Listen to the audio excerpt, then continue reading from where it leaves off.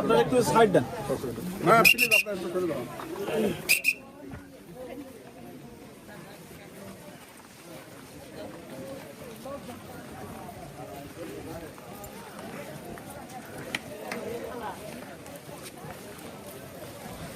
বুদ্ধি আসেন।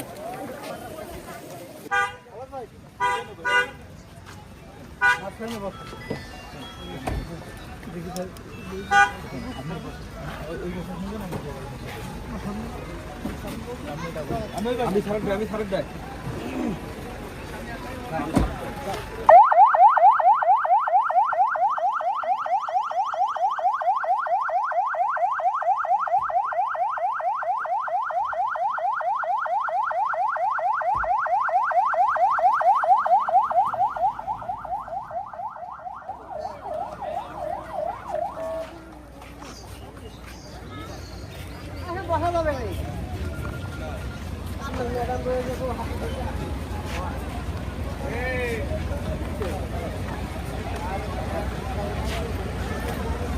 স্কুলে তো আসলাম, এসে তো গার্জিয়ানের সাথে কথা বললাম, শিক্ষকের সাথে কথা বললাম।